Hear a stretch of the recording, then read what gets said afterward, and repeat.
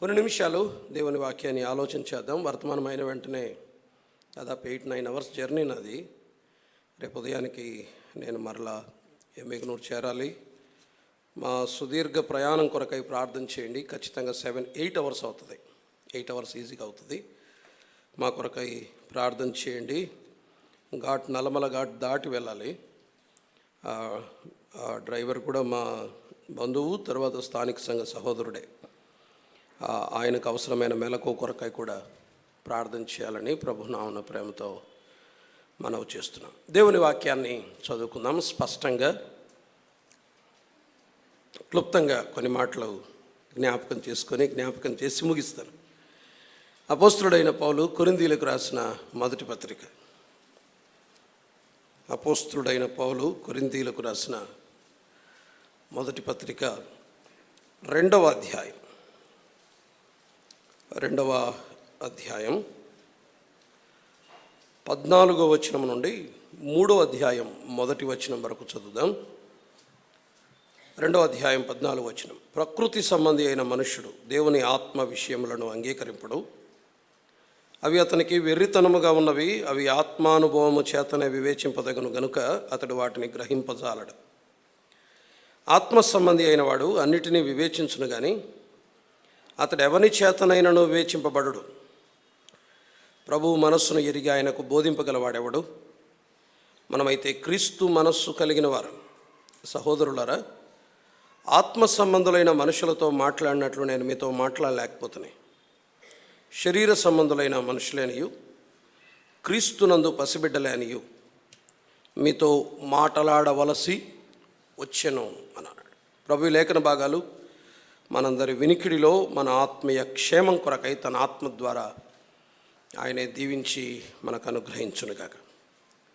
ఉదయకాలం కొరింథీయులకు రాసిన మొదటి పత్రికలో నుండి ఒక చిన్న పరిచయం, ఒక్క విషయాన్ని జ్ఞాపకం చేసుకున్నాం. ఎందుకు పౌలు కొరింథీయులకు రాసిన మొదటి పత్రిక రాశాడు, తర్వాత ఏ విషయాలను అడ్రస్ చేస్తూ ఆ మొదటి పత్రిక రాశాడు, దాని ఫలితం 2వ పత్రికలో గమనించి మళ్ళీ వారిని ప్రశంసిస్తూ రాశాడు అని ఉదయకాలం జ్ఞాపకం చేసుకున్నాం.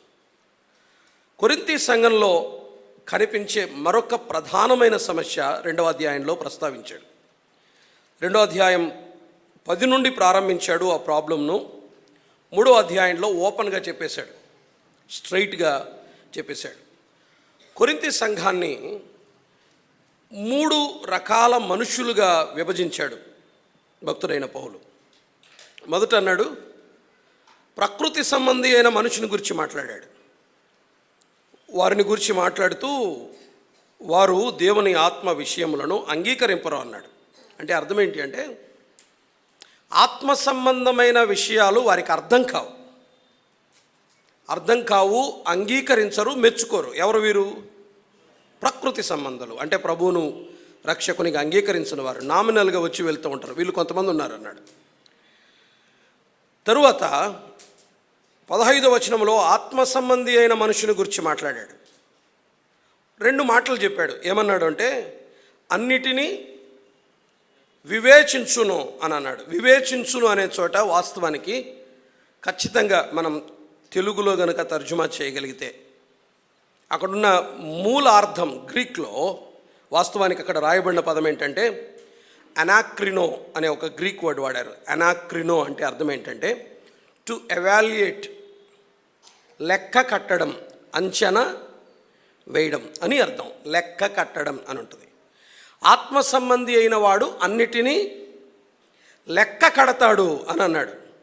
అంటే లాభ నష్టాలను బేరీజు వేస్తాడు, యోగ్యమైనదా అయోగ్యమైనదా అన్నది నిర్ధారిస్తాడు. వివేచించును అంటే అది. ఇప్పుడు మీరు ఒక షాప్కి వెళ్ళినప్పుడు ఏదైనా ఒక వస్తువు కొనాలన్నప్పుడు అన్ని వస్తువుల్ని చూసి, ఇప్పుడు ఒక టీవీ కొనాలనుకున్నారు, అన్నిటిని చూస్తారు, బేరీజు వేస్తారు, లెక్క కడతారు. ఇదైతే నేను కొనడానికి యోగ్యమైంది అని లెక్క కడతారు. అదే పదాన్ని అనాక్రినో అనే గ్రీక్ వర్డ్ అక్కడ వాడాడు. అదే ఆత్మ సంబంధిని గురించి మరొక మాట అన్నాడు. అతడు ఎవరి చేతనైనను వివేచించబడు. అంటే ఎవరి చేత లెక్క చేయబడ్డు, ఎవడు పట్టించుకోడు. ఎవరిని? ఆత్మ సంబంధి అయిన వాడు అపార్థం చేయబడతాడు. మనుషుల చేత అంగీకరించబడ్డు, నిరాకరించబడతాడని తర్వాత చెప్పాడు. ఇది రెండో వ్యక్తి. మూడో వ్యక్తులు ఎవరు?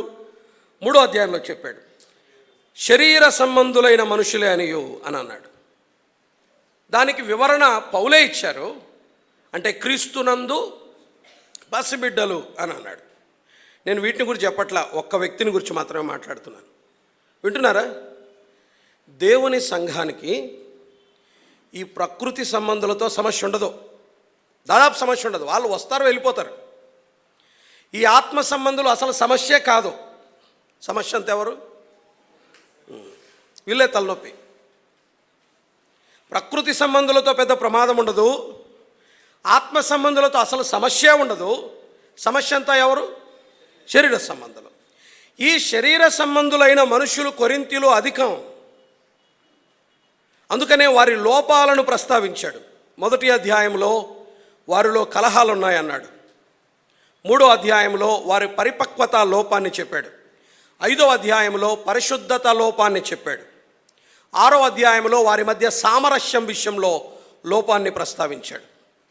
11వ అధ్యాయంలో వారి ఆరాధనలో ఉన్నటువంటి లోపాన్ని జ్ఞాపకం చేశాడు.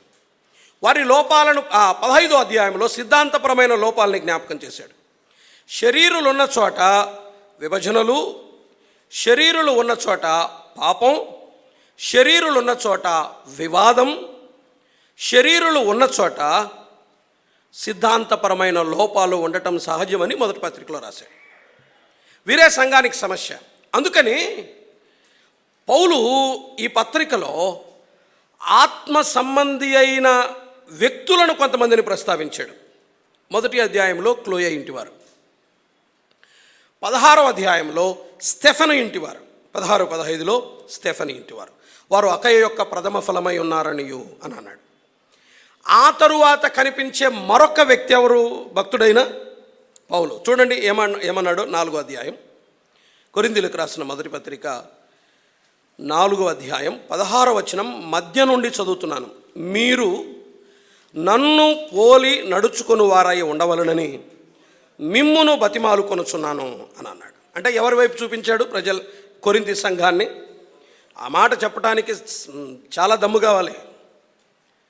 మీరు నా వైపు చూడండి, నన్ను పోలి నడుచుకోండి అని సంఘాన్ని తన వైపు చూడమన్నాడు. తన వైపు ఎందుకు చూడమన్నాడు అంటే దానికి కారణం ఉంది. తన వైపు సంఘాన్ని చూడమనడానికి గల కారణం ఉంది. కారణం ఏంటంటే ఈ ప్రకృతి సంబంధులు, ఈ శరీర సంబంధుల మధ్య కొందరు ఆత్మ సంబంధుల్ని పరిచయం చేసి ఆత్మ సంబంధి అయిన పౌలు తనను గురించి తాను వారి మధ్య పరిచయం చేసుకున్నాడు. ఒకసారి నా వైపు చూడండి అని అన్నాడు. మనం ఇందాక ఒక మాట చదువుకున్నాం కదా, ఆత్మ సంబంధి అయిన వాడికి ఒక లక్షణం ఉంటుంది. ఏంటది? అన్నిటినీ వివేచిస్తాడు, లెక్క కడతాడు. ఎలా లెక్క కడతాడు? మానవ సామర్థ్యంతో కాదు, లౌకిక జ్ఞానముతో కాదు. ఒకవేళ ఎవరైనా లోక సంబంధమైన జ్ఞానాన్ని సంఘములోనికి తీసుకొని వచ్చి మీ జ్ఞానం ఇక్కడ ఉపయోగపడుతుంది అని అనుకుంటే అది కుదరదన్నాడు పౌలు. ఇక్కడే అన్నాడు. ఇక్కడ 3వ అధ్యాయంలో అది వెర్రితనం అన్నాడు, అది వ్యర్థమని చెప్పాడు. ఆత్మ సంబంధమైన స్థలాలలో లౌకిక సంబంధమైన జ్ఞానం పనిచేయదని 3వ అధ్యాయంలో జ్ఞాపకం చేశాడు. చేసి ఆత్మ సంబంధి అయిన వాడు అన్నిటినీ వివేచిస్తాడు, లెక్క కడతాడు అని అన్నాడు. లెక్క కట్టడం అంటే వివేచిస్తాడు, లెక్క కడతాడు. ఏది ఎలాంటిదో లెక్క కడతాడు. ఎలా లెక్క కడతాడు? దాని కారణాలు కూడా చెప్పాడు. చూడండి 2వ అధ్యాయం మొదటిది చూద్దాం, 10వ వచనం. ఉరకలా చదువుకొని విషయానికి వద్దాం. 2:10 మనకైతే దేవుడు వాటిని ఆ ఆత్మ వలన బయలుపరిచి ఉన్నాడు అన్నాడు. ఎవరు బయలుపరుస్తారు? లెక్క కట్టాలి అంటే, ఒక విషయాన్ని లెక్క కట్టాలంటే పరిశుద్ధాత్మ దేవుడు బయలుపరుస్తాడు.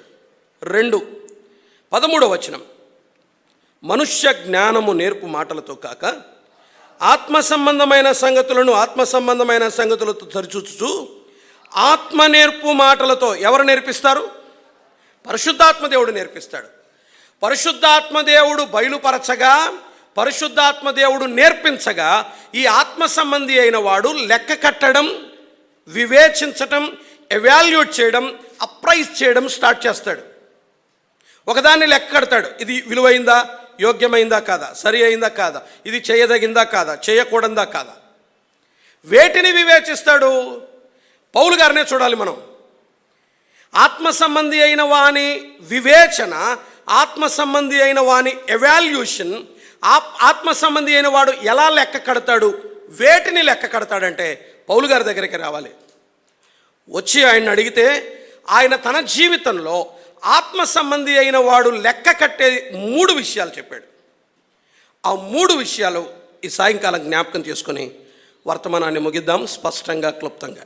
రైట్, వినండి. మొదటి విషయం చూడండి, 4వ అధ్యాయం, కొరింథీయులకు రాసిన మొదటి పత్రిక 4వ అధ్యాయం 4వ వచనం. నాయందు నాకు ఏ దోషమో కానరాదు, అయినను ఇందువలన నీతిమంతుడుగా ఎంచబడను, నన్ను విమర్శించువాడు ప్రభువే అని అన్నాడు. మొదటిది ఆత్మ సంబంధి. వింటున్నారా అమ్మా? వినండి. ఆత్మ సంబంధి ముందు తనను గూర్చి తాను ఒక ఎవాల్యుయేట్ చేస్తాడు. తనను గూర్చి తాను ఒక అంచనాకు వస్తాడు. ముందు ఎవరిని లెక్క కడతాడు? తన్ను గూర్చి తాను లెక్క కట్టుకోవడం మొదలు పెడతాడు. పౌలు ఏమన్నారు? అక్కడున్నమాట, నాయందు ఏ దోషం కనపడరాదు, అయినను నీతిమంతునిగా ఎంచబడను అన్నాడు. అంటే అర్థం ఏంటి అంటే, ఆత్మ సంబంధి అయిన వాడు తనను గూర్చి తాను లెక్క కట్టినప్పుడు ఒకవేళ తను యోగ్యుడు అయినా తను యోగ్యుణ్ణి అని ప్రకటించుకోవటానికి ఇష్టపడ్డు, తాను యోగ్యుణ్ణి అని ప్రకటించుకోవటానికి ఇష్టపడ్డు, తాను అర్హుణ్ణి అని చూపించుకోవటానికి ఇష్టపడ్డాడు.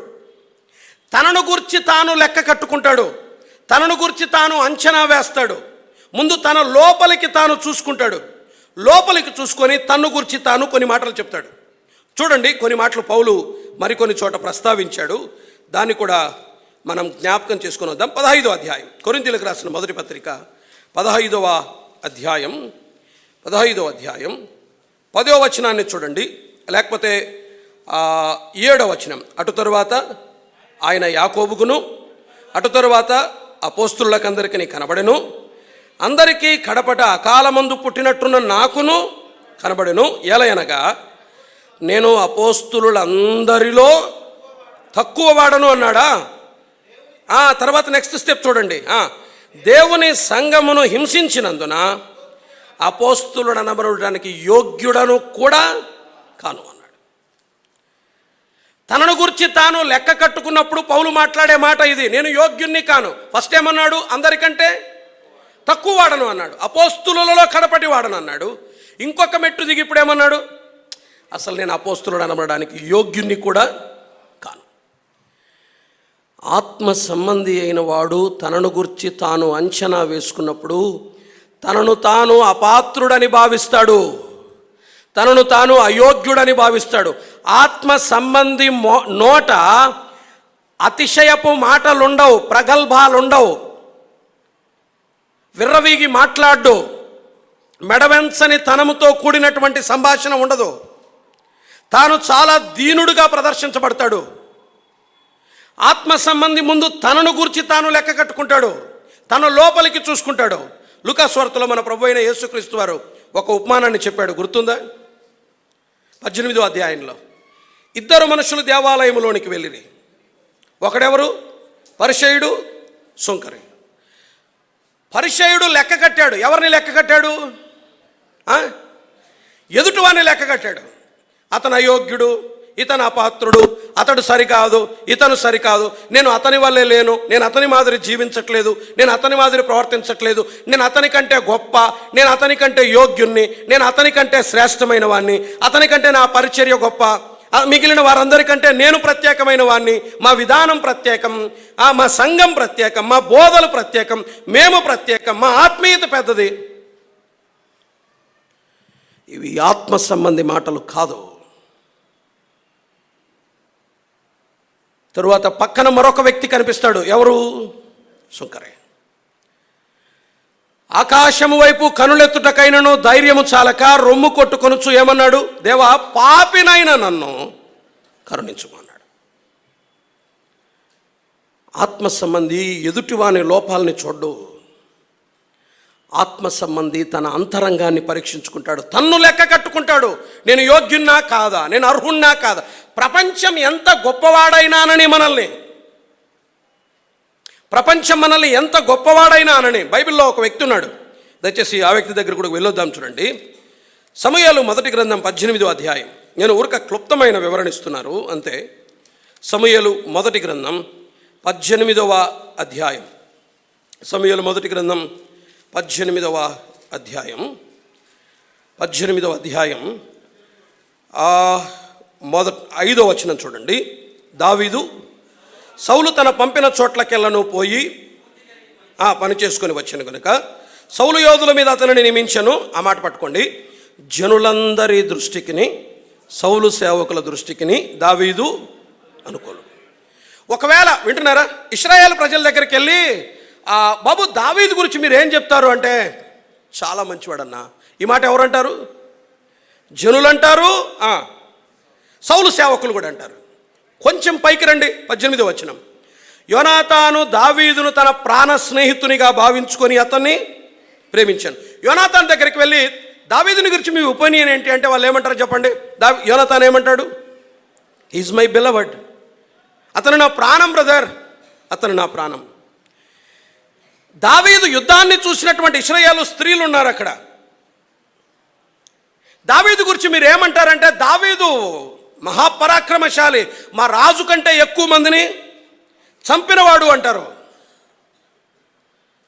ఇశ్రాయేలులో ఎవరి దగ్గరికి వెళ్ళినా దావీదు గొప్పవాడే అంటారు.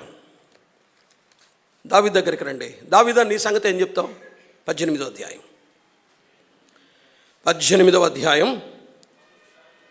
18వ అధ్యాయం ఎన్నో వచనం నుండి 2 చోట్ల చెప్పాడు ఆ మాటలు. ఒక్క వచనం మాత్రమే చదువుదాం. 23వ వచనం చూడండి. సౌలు సేవకులు దావీదుతో సంభాషింపగా,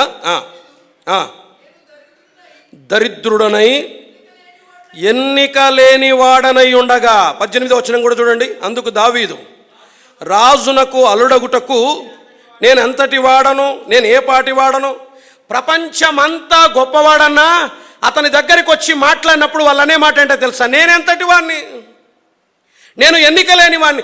ఆత్మ సంబంధి నోట వచ్చే మాటలు ఇవే. అపోస్తుల కార్యాలు 7వ అధ్యాయంలో మోషేను గురించిన సమాచారం స్టెఫెను ప్రసంగిస్తూ, ఇశ్రాయేలీయులు తనను గుర్తిస్తారనుకొని వెళ్ళి ఐగుప్తీయుని చంపాడు. గుర్తించలా. 7వ అధ్యాయంలో మోషేకు ఆ కాంక్ష ఉంది. 40 ఏండ్లు మిథ్యాను నుండి తిరిగి తీసుకొచ్చినప్పుడు రా మోషే వెళ్దువు అంటే ఏమంటాడు? నేను ఎంతటి వాణ్ణి. ఏ ఆత్మ సంబంధి తన ఆత్మీయతను గురించి అతిశయించడు, ఏ ఆత్మ సంబంధి తన వ్యక్తిగత జీవితాన్ని గురించి విర్రవీగడు, ఏ ఆత్మ సంబంధి తన సేవను ప్రదర్శించుకోడు, ఏ ఆత్మ సంబంధి తాను ఒక విశేషమైన వాడని చెప్పుకోవటానికి ఇష్టపడ్డాడు. ఆత్మ సంబంధి నోట వచ్చే మాట ఏంటంటే, నేను ఎంతటి వాడిని. మన పట్ల మనకు ఉండాల్సిన ప్రధానమైన వైఖరి అది. మనం ఎంత శ్రేష్ఠులమైన, ప్రపంచం మనల్ని ఎంత శ్లాఘించినా, ప్రపంచం మనల్ని ఎంత ఘనపరచినా, మనల్ని గురించి మనము లెక్క కట్టుకున్నప్పుడు వాట్ వి ఆర్, నేనేంటి అనేది నాకు మాత్రమే తెలుసు. కొరింథీ మొదటి పత్రిక 1వ అధ్యాయంలో అన్నాడు, మీరెవరు లోకరీతిని జ్ఞానులు కాదు, ఘనులు కాదు, గొప్ప వంశపు వారు కాదు, బలహీనులను ఎన్నికలేని వారిని పిలిచాడు. మన పిలుపులో ఆయన కృప ఉంది, మనకిచ్చిన వరములో ఆయన కృప ఉంది, మనకిచ్చిన లేఖన ప్రత్యక్షతలో ఆయన కృప ఉంది. అతిశయించడానికి ఏముంది చెప్పండి? కొరింథీ పత్రికలో అదే మాట ప్రస్తావిస్తాడు మాటిమాటికి పౌలు. 2:11 అంటాడు, దేవుడే బయలుపరిచాడు మీకు లేఖనాలను, వాక్య ప్రత్యక్షతను. కొరింథీల్లో తమకున్న లేఖన ప్రత్యక్షతను బట్టి అతిశయించారంట వాళ్ళు. మాకు విశేషమైన జ్ఞానం ఉంది లేఖనాల్లో అని. 2:12 చూడండి, దేవుడు మనకు దయచేయబడిన వాటిని తెలుసుకొనుటకై మనము లౌకికాత్మను కాక దేవుని యొద్ద నుండి వచ్చు ఆత్మను మనము పొంది ఉన్నాము అని అన్నాడు. ఆయనే బయలుపరిచాడు. పౌలెవరు, అపొల్లో ఎవడు? 2:4 అన్నాడు. పౌలెవరు, అపొల్లో పరిచారకులే కదా.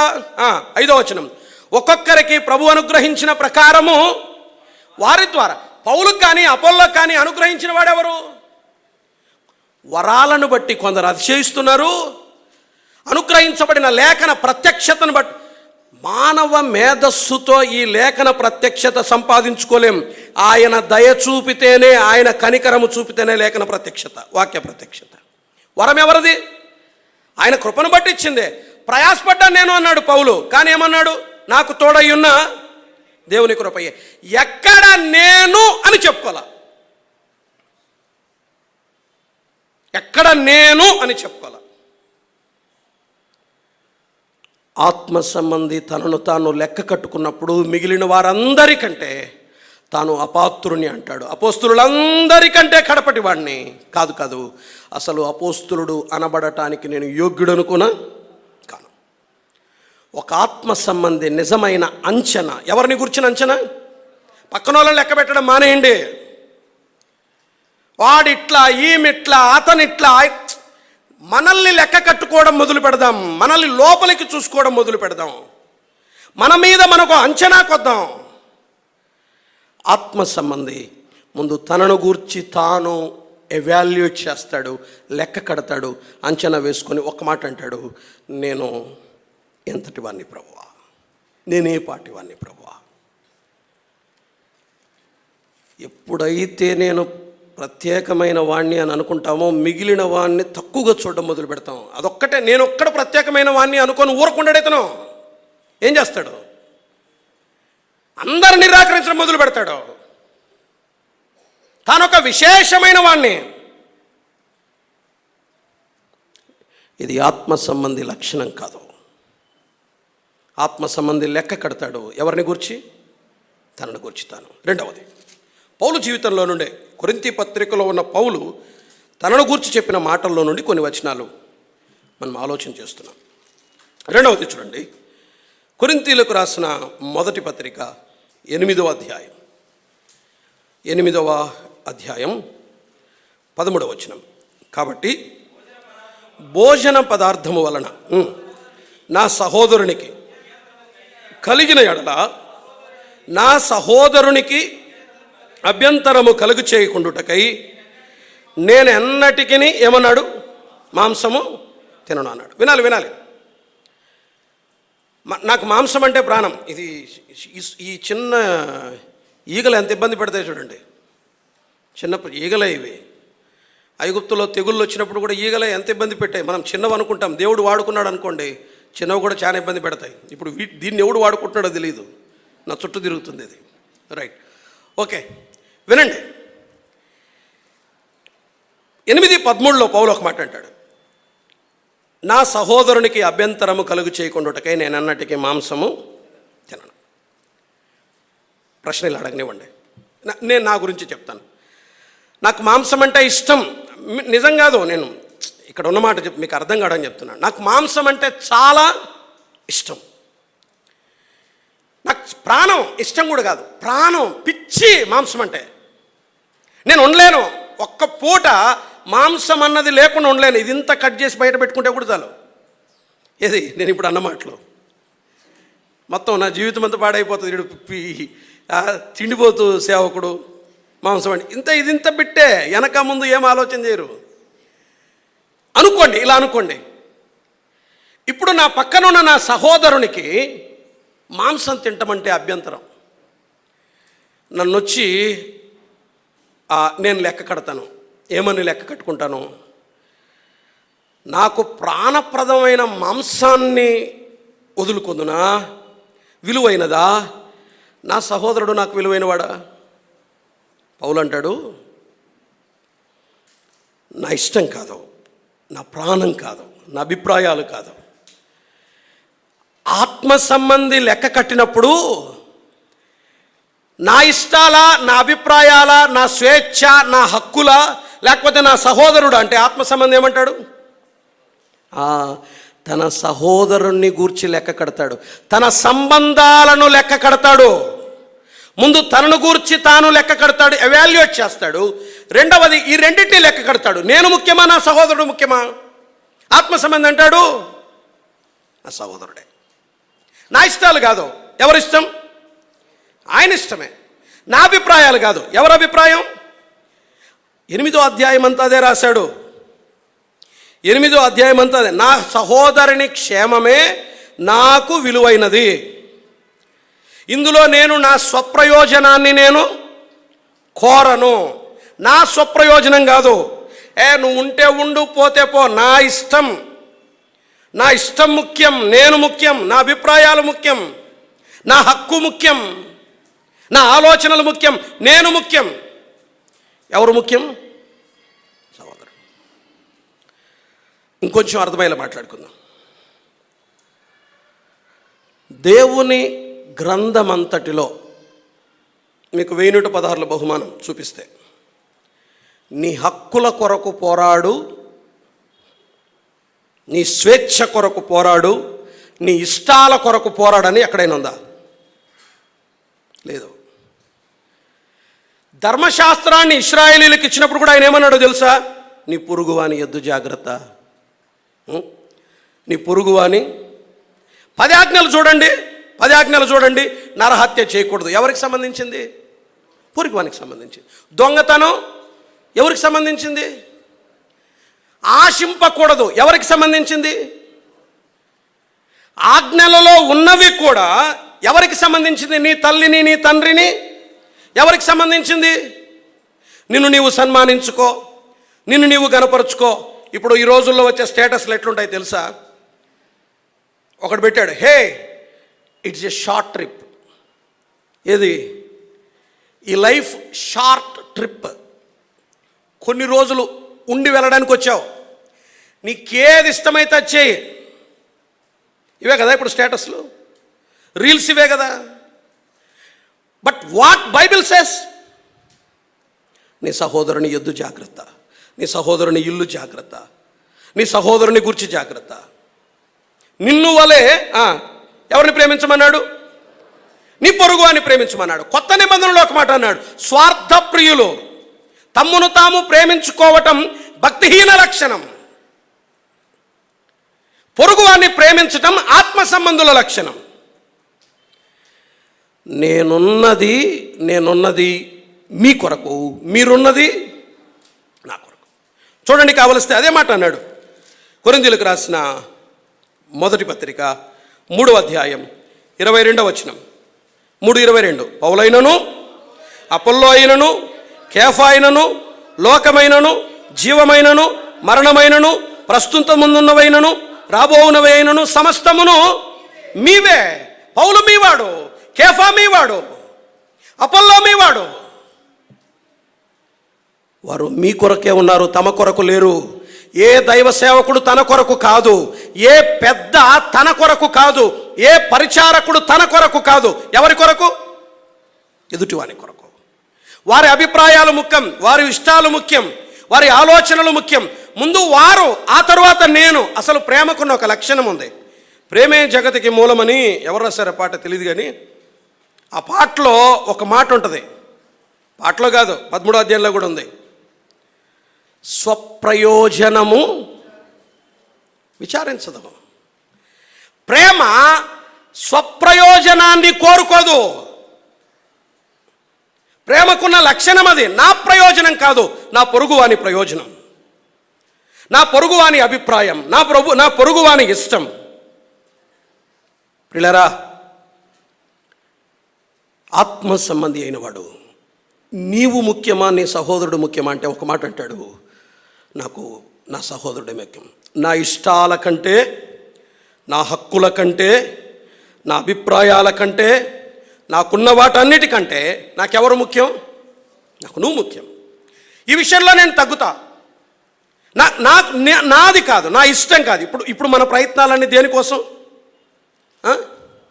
నేను, నా స్వేచ్ఛ, నా హక్కు, నా అధికారం. నా హక్కు బ్రదర్ ఇది, నా రైట్ బ్రదర్ ఇది. నా స్వేచ్ఛను హరిస్తున్నారు మీరు, నాకు నష్టం కలుగు చేస్తున్నారు మీరు. మనందరినీ ఒక వ్యక్తి తన జీవితాన్ని చూపిస్తాడు. దయచేసి రండి, ఆ వ్యక్తి దగ్గరికి వెళ్ళి వద్దాం. ఫిలిప్పీలకు రాసిన పత్రిక,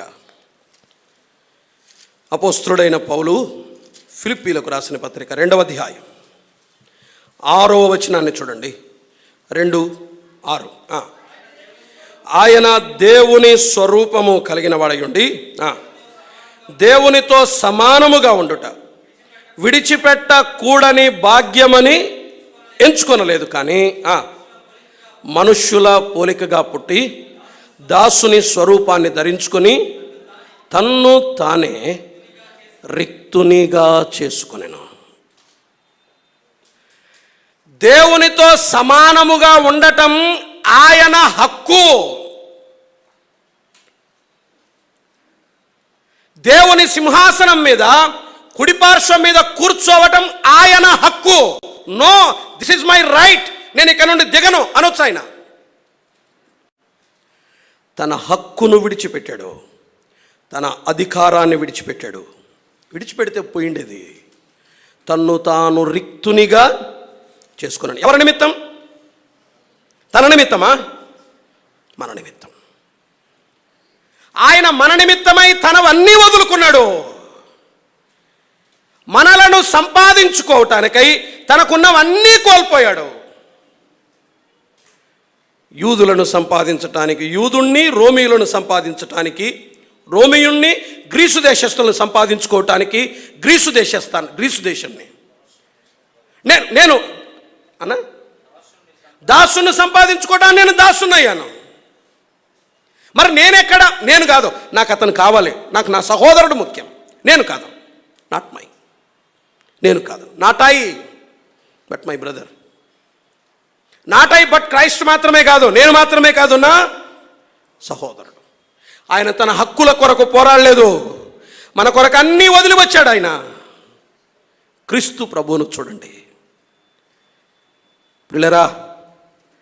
మనం ఇక్కడ ఉన్నది మన హక్కుల కొరకు పోరాటానికి కాదు, మన సహోదరులను సంపాదించుకోవటానికి. ఆత్మ సంబంధి అయిన వాడు లెక్క కట్టినప్పుడు నేను ముఖ్యమా, సహోదరుడు ముఖ్యమా అంటే ఏమంటాడు? నా సహోదరుడే. నేను మాంసం తిన్నా, నాకు నా సహోదరుడే ముఖ్యం. ఇది ఆత్మ సంబంధి లెక్క, ఇది ఆత్మ సంబంధి అంచనా, ఇది ఆత్మ సంబంధి ఆలోచన. ఇది పౌలు మాట్లాడుతున్న మాటలు.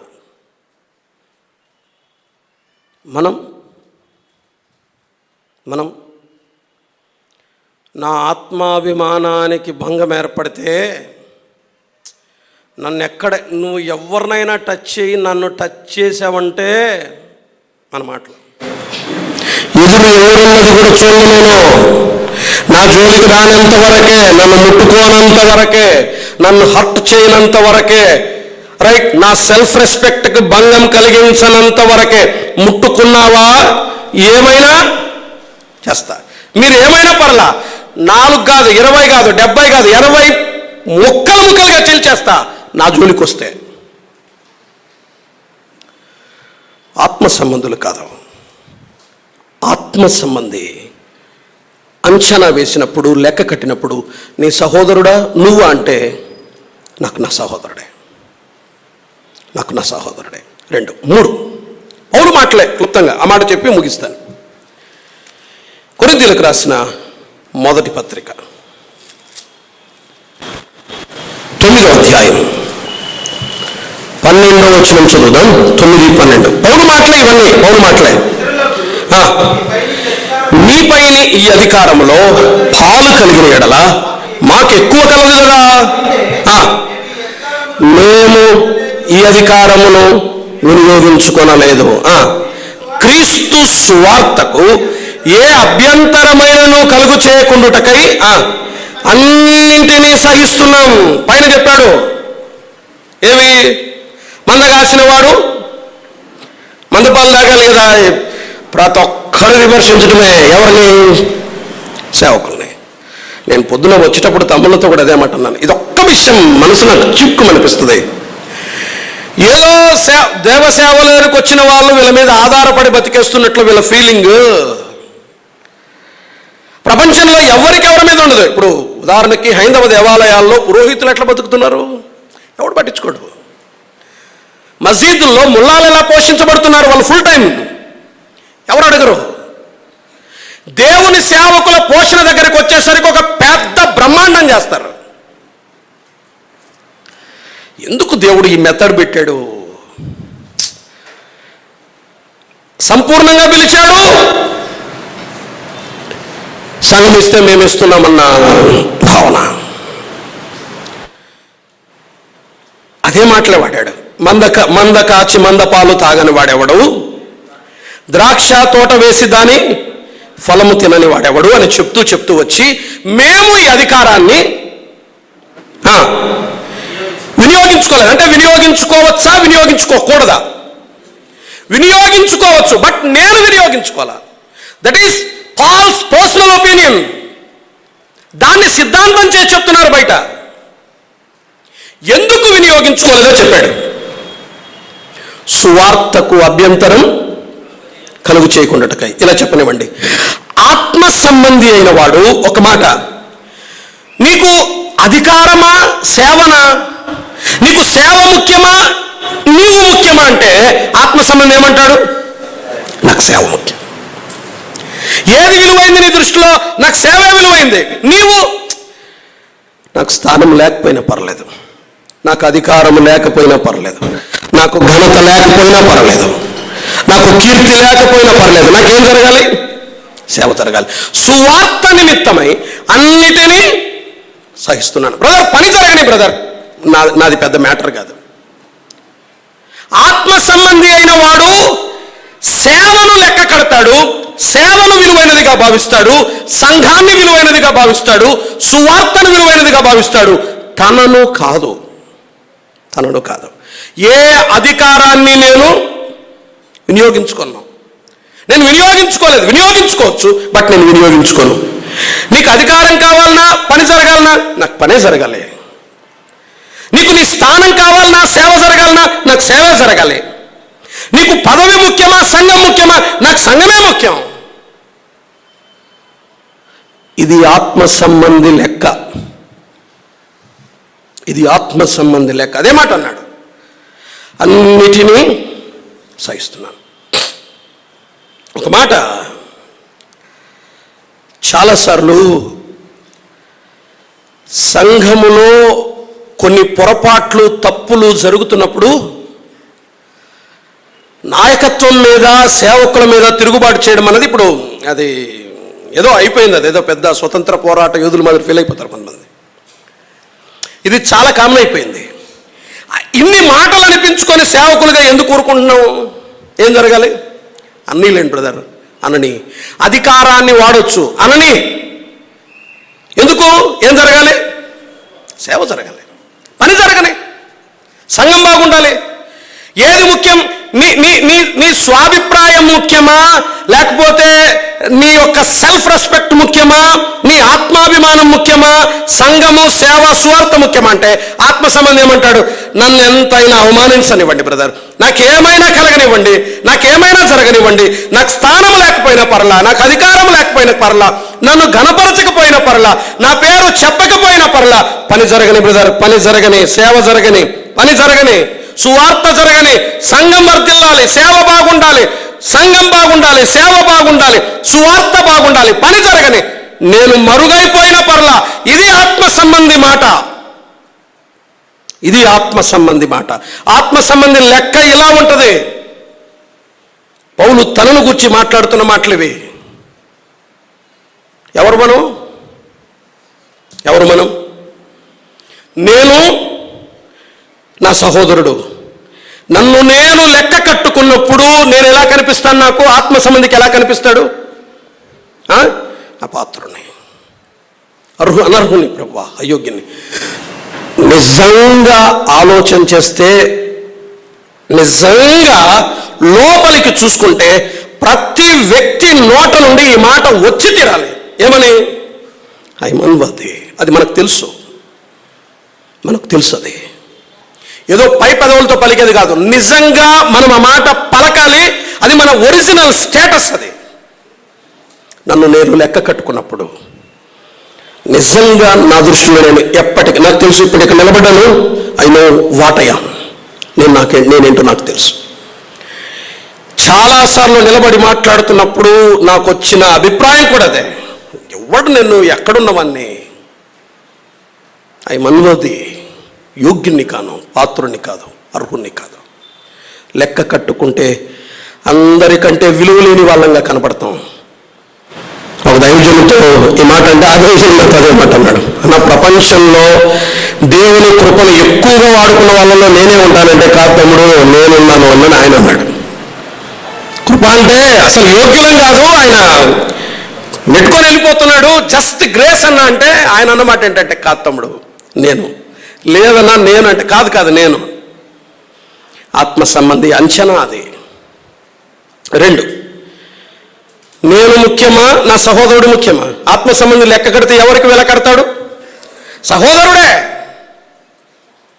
నా ఇష్టాలు, నా అభిప్రాయాలు, నా కోరికలు ముందు నువ్వు బాగుండాలన్నా నా సహోదరుని క్షేమం నాకు ముఖ్యం. ఆదికాండం మొదలుకొని ప్రకటన గ్రంథం వరకు సారాంశం అంతా ఒకటే. నీ సహోదరుడు జాగ్రత్త, నీ పొరుగువాడు జాగ్రత్త, పరదేశులు జాగ్రత్త, విధవరాన్లు జాగ్రత్త, వృద్ధులు జాగ్రత్త, తల్లిదండ్రులు జాగ్రత్త. ఇవే కదా ఉన్నదంతా. నువ్వు జాగ్రత్త, నీ ఆరోగ్యం జాగ్రత్త, ఎతుకుదామంటే కూడా దొరకదు. వాళ్ళు జాగ్రత్త, వీళ్ళు జాగ్రత్త. చుట్టూ ఉన్న వ్యక్తుల సంరక్షణ ప్రభు మనకిచ్చాడు. నేను మిమ్మల్ని గురించి ఆలోచించాలి, మీరు ఎంత బాగుంటుంది ఇది. అదే మాట కదా, ఒకరికంటే ఒకడు యోగ్యులుగా ఎంచుకోండి. నువ్వు నాకంటే నువ్వు ముఖ్యం. ఆయన ఏమంటాడు, లేదు బ్రదర్ నువ్వు ముఖ్యం. నేనంటాను లేదు నువ్వు ముఖ్యం. ఎంత బ్యూటిఫుల్గా ఉంటుంది ఫెలోషిప్, ఎంత అద్భుతంగా ఉంటుంది. 3, సేవన స్థానమా? నా అధికారం ముఖ్యమా, సేవ జరగడం ముఖ్యమా? పౌలు ఏమంటాడు, నేను నా అధికారాన్ని వాడను, బాధైనా కష్టమైనా సహిస్తా. నాకేం జరగాలి? సువార్త ప్రకటించబడితే చాలు, సేవ జరిగితే చాలు, సంఘం బాగుంటే చాలు, పని జరిగితే చాలు. అన్న పని జరగని బ్రదర్ నన్ను పక్కన పెట్టండి. ఇక్కడ నేను నా అధికారాన్ని వాడను, ఇక్కడ నాకు అధికారం కూడా అక్కర్లేదు, ఇక్కడ నాకు స్థానం కూడా అక్కర్లా. నాకేం జరగాలి? పని. దావీదు కలలు కన్నాడు మందిరం కట్టాలని. వస్తువులు తీసిపెట్టుకుంటూ వచ్చాడు. ప్రభు మాట్లాడి ప్రవక్తను పంపి, నువ్వు కాదు, ఇప్పుడు కాదు, సొలొమోను కడతాడు తర్వాత అని చెప్పాడు. మనమైతే ఏమనండే వాళ్ళం, ఇంత ప్రిపరేషన్స్ ఉన్న తర్వాత నువ్వు వద్దు అంటే ఎట్లుంటుంది? దావీదు ఏమన్నాడో తెలుసా? తన కుమారుడైన సొలొమోనును పిలిపించి మొత్తం రాసి లెక్కలు ఆయన చేతిలో పెట్టి ఆస్తిని నేను చెయ్యకపోయినా పర్లా, నేను కట్టకపోయినా పర్లా, నాకేం జరగాలి? పని జరగాలి. నేను పక్కనున్న పర్లా. సొలొమోనును ప్రోత్సహించాడు, కుమారుడే. సొలొమోను దేవాలయం అని అంటాం కదా ఇప్పుడు. యాక్చువల్గా కట్టింటే ఏమైండేది? దావీదు దేవాలయం. నాకు అక్కర్లా, పని జరగని. సొలొమోను చేస్తేనే మరెవరు చేస్తేమి? తను వెనక్కి వెళ్ళిపోయాడు. అవసరమైన సదుపాయాలన్నీ ఇచ్చాడు, డబ్బునిచ్చాడు, ఏర్పాట్లను ఇచ్చాడు. అన్నా నేను కనబడకపోయిన పర్లా, నా సహకారం ఉంటుంది, పని జరగని. నేను కాదు. ఏం ముఖ్యం? సేవ ముఖ్యం, సంఘం ముఖ్యం. ఇది ఆత్మ సంబంధి లెక్క. తల ఉంచండి, కళ్ళు మూసుకున్నాం.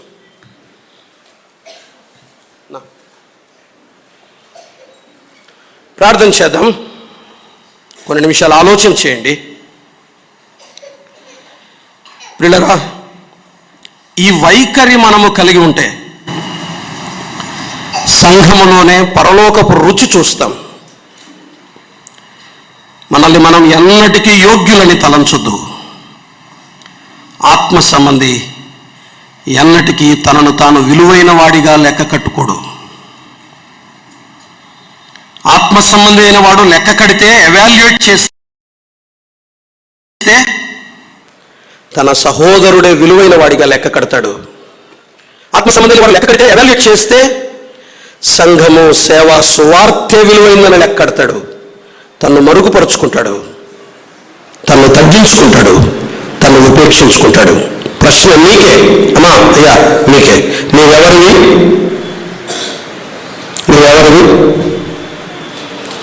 స్థానిక సంఘములో నీవెవరివి? పరిశీలన చేయండి, పరిశీలించుకోండి. దిద్దుబాటు చేసుకున్నాం, క్రమపరుచుకున్నాం. ఆత్మ సంబంధులుగా స్థానిక సంఘానికి వరములుగా మార్చబడదాం.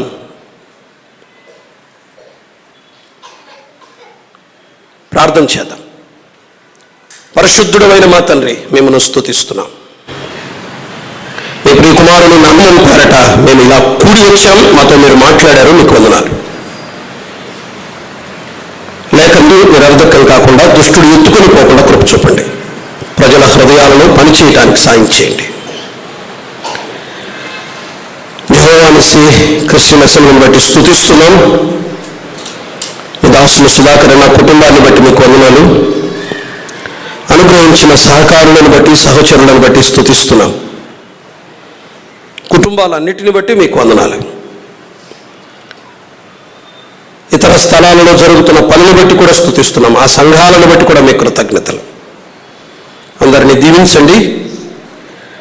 మీరు రాక పర్యంతం నమ్మకంగా మిమ్మల్ని సేవించడానికి సాయం చేయండి. సంఘ సరిహద్దులు విశాలపరచండి. నూతన ఆత్మలను చేర్చండి. పరిశుద్ధులు క్షేమాభివృద్ధి చెందటానికి సహాయం చేయండి. మీ పరిపూర్ణతలోనికి వారు ప్రయాణం చేయటానికి కృపనివ్వండి. మీ దాసును బలపరిచి మరి ఎక్కువగా ఉపయోగించండి. ఆయుష్నివ్వండి, ఆరోగ్యాన్ని ఇవ్వండి, ఆత్మ నడిపింపును దయచేయండి, అవసరాలను తీర్చండి. అక్కకిచ్చిన ఆరోగ్యాన్ని బట్టి మీకు వందనాలు. మీ దాసురాలను కూడా కటాక్షించండి. పిల్లల్ని దీవించండి, వారి భవిష్యత్తును స్థిరపరచండి. కుటుంబాలు,